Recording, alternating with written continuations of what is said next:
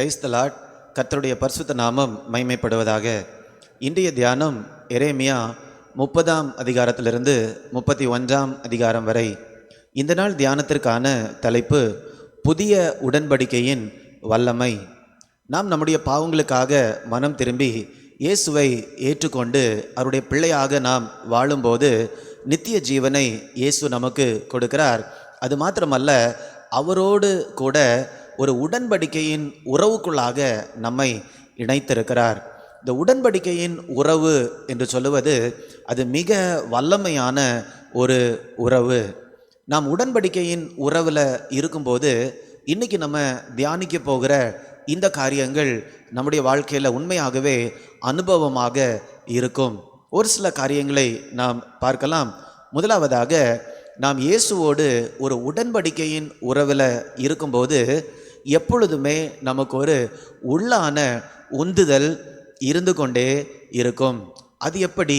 ஒரு வசனத்தை நாம் படிக்கலாம். எரேமியா 31ஆம் அதிகாரம் 33ஆம் வசனத்தை நான் வாசிக்கிறேன். அந்நாட்களுக்கு பிற்பாடு நான் இஸ்ரவேல் குடும்பத்தோடே பண்ண போகிற உடன்படிக்கையாவது, நான் என் நியாயப்பிரமாணத்தை அவர்கள் உள்ளத்திலே வைத்து அதை அவர்கள் இருதயத்திலே எழுதி, நான் அவர்கள் தேவனாயிருப்பேன், அவர்கள் என் ஜனமாயிருப்பார்கள் என்று கர்த்தர் சொல்லுகிறார்.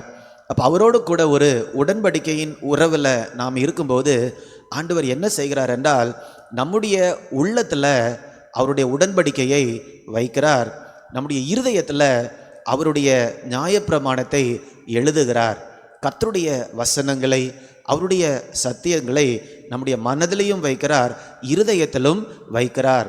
அப்போ நம்முடைய மனதிலும் இருதயத்திலும் ஆண்டவருடைய நியாயப்பிரமாணம் காணப்படும் போது அது எப்படி இருக்கும் என்றால், நமக்கு உள்ளால் இருந்து எப்பொழுதுமே ஒரு உந்துதல் இருந்து கொண்டே இருக்கும். Internal motivation. யாருமே நமக்கு வெளியிலிருந்து உற்சாகப்படுத்தி கொண்டிருக்க வேண்டும் என்று நம்ம என்ன பண்ண வேண்டிய அவசியம் இல்லை, இருக்க வேண்டிய அவசியமே இல்லை. ஒரு சிலர் இப்படி சொல்லுவாங்க, என்னை யாராவது எப்போவுமே உற்சாகப்படுத்தி கொண்டிருந்தா நான் இந்த காரியங்களெல்லாம் நல்லா செய்வேன், ஆனால் யாருமே என்னை உற்சாகப்படுத்தவில்லை என்றால் நான் என்ன பண்ணிடுவேன், அப்படியே சோர்ந்து போவேன் என்று. ஆனால் நம்ம உண்மையாகவே ஒரு உடன்படிக்கையின் உறவில் இருக்கோம் என்றால் அதனுடைய அர்த்தம் என்ன? கண்டிப்பாக யாரோ ஒருவர் என்னை வெளியிலிருந்து உற்சாகப்படுத்தி கொண்டாதான் நான் ஆவிக்குரிய வாழ்க்கையில் அல்லது இந்த பூமியில் ஆண்டவர் கொடுத்திருக்கிற பொறுப்புகளை செய்வேன் என்று அல்ல. நான் எனக்குள்ளாலேயே ஆண்டவருடைய வசனம் ஜீவிக்கிறபடியால் அந்த வசனம் என்னை உந்தி தள்ளி கொண்டே இருக்கும். இன்றைக்கி உங்களுடைய வாழ்க்கையில் ஒரு உள்ளான உந்துதல் காணப்படுகிறதா? போன மாதத்தை நீங்கள் நினச்சி பாருங்கள், அதுக்கு முந்தின மாதத்தை நினச்சி பாருங்கள், போன வருஷத்தை நினச்சி பாருங்கள். எத்தனை முறை உங்களுக்குள்ளால ஒரு உள்ளான உந்துதல் இருந்தது?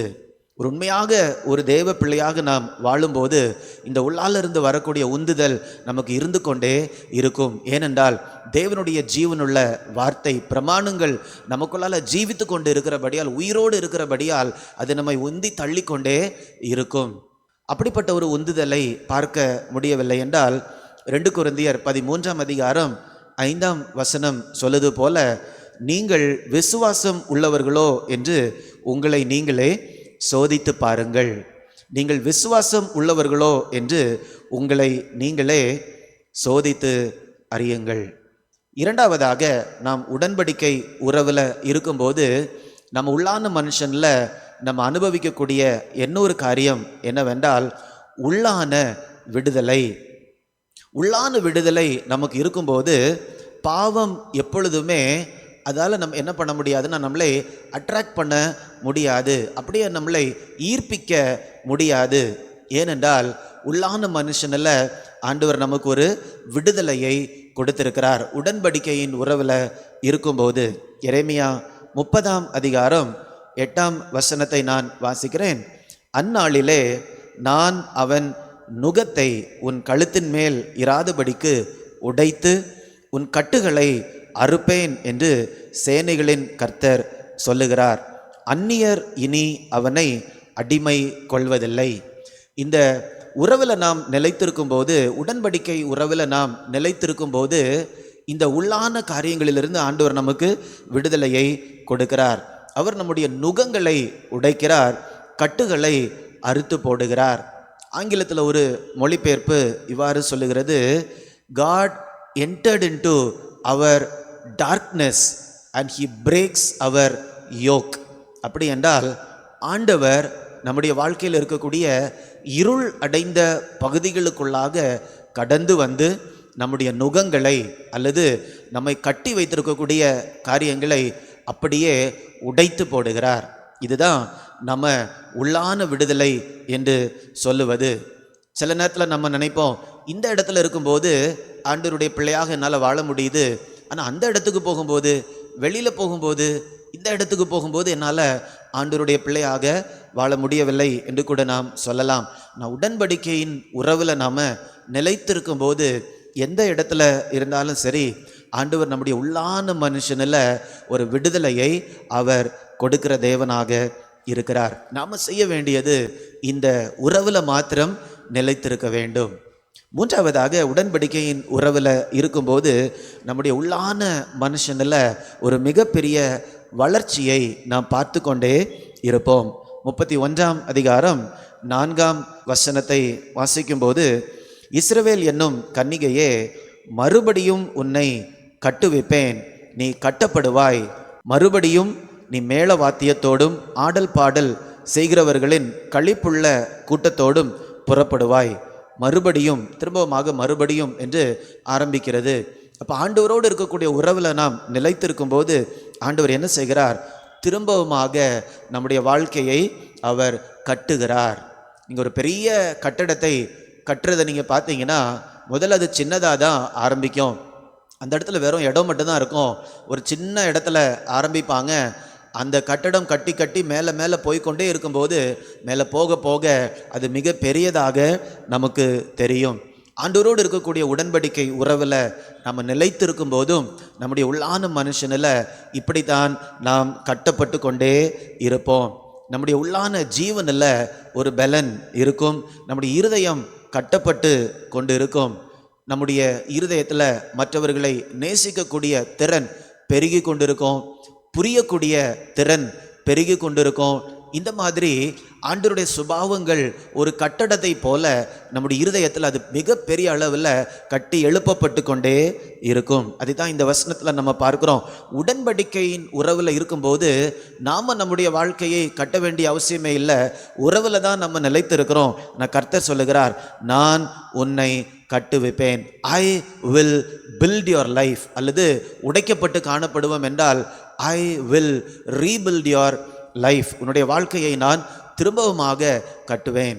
இந்த 3 காரியத்தை நாம் பார்த்திருக்கிறோம். உடன்படிக்கையின் வல்லமை என்ற தலைப்பில் நம்ம பார்த்திருக்கிறோம். முதலாவதாக உள்ளான உந்துதல், இரண்டாவதாக உள்ளான விடுதலை, மூன்றாவதாக உள்ளான வளர்ச்சி. இந்த 3 காரியமே உங்களுடைய வாழ்க்கையில் காணப்பட்டு கொண்டு இருக்கிறது. போன மாதத்தில் என்னால் இந்த 3 காரியத்தையுமே பார்க்க முடிந்தது, அல்லது போன 3 மாதத்தில் இந்த 3 காரியத்தையுமே என்னால் பார்க்க முடிந்தது என்றால் மிகப்பெரிய சந்தோஷம். நீங்கள் புதிய உடன்படிக்கையின் உறவில் நிலைத்திருக்கிறீங்க. புதிய உடன்படிக்கையின் வல்லமையை அனுபவித்து கொண்டிருக்கிறீர்கள். ஆனால் போன மாதத்தில் அல்லது போன 3 மாதத்தில் இந்த 3 காரியத்திலையும் உள்ளால் நாம் பார்க்கும்போது எதுவுமே அப்படி நடந்தது மாதிரி தெரியலையே. இப்படி சொல்லுவீங்கன்னா 2 கொரிந்தியர் 13ஆம் அதிகாரம் 5ஆம் வசனத்தை வாசிங்க. ஆண்டவர்கிட்ட நீங்கள் கேளுங்க, சுய பரிசோதனை செய்யுங்க. இந்த வார்த்தை சொல்லுகிறது, நீங்கள் விசுவாசம் உள்ளவர்களோ என்று உங்களை நீங்களே சோதித்து அறியுங்கள். நாம் ஏமாற்றப்பட்டு விட கூடாது. நம்முடைய வாழ்க்கை பயணத்தில் எந்த காரியத்தை இடையில கூட நம்ம சரி செய்ய வேண்டும் என்றால் நாம் சரி செய்து ஆண்டவர் எந்த இடத்துல நம்முடைய ஓட்டத்தை முடிக்க வேண்டும் என்று நினைக்கிறாரோ அந்த இடத்துல முடித்து நித்தியமாக நாம் இயேசுவோடு கூட இருப்பதற்கு அழைக்கப்பட்டிருக்கிறோம். இப்படிப்பட்ட கிருபையை நாம் ஒவ்வொருவரும் அனுபவிக்க வேண்டும். நாம் ஜெபிக்கலாமா?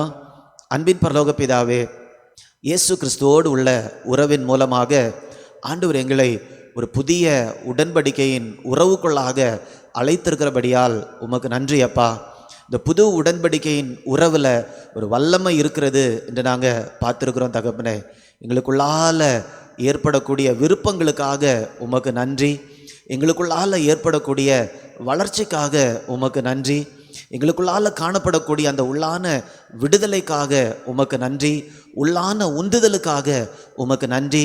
இவை அத்தனையும் இயேசு எங்களுக்குள்ளால இருக்கிறதுனால, இயேசுவின் வார்த்தை எங்களுக்குள்ளால எழுதப்பட்டிருக்கிறதுனால, இந்த உறவில் நாங்கள் நிலைத்திருக்கிறதுனால இப்படிப்பட்ட காரியங்கள் எங்களுக்குள்ளால அனுபவிக்கிறோம் என்று நாங்கள் விசுவாசிக்கிறோம் தகப்பனே. தொடர்ந்து இந்த உடன்படிக்கையின் உறவில் நாங்கள் நிலைத்திருக்க, உடன்படிக்கையின் உறவில் இருந்து வரக்கூடிய வல்லமையை எங்களுடைய வாழ்க்கையில் நாங்கள் அனுபவிக்க ஆண்டவர் கிருபை தரும்படியாய் ஜெபிக்கிறேன்.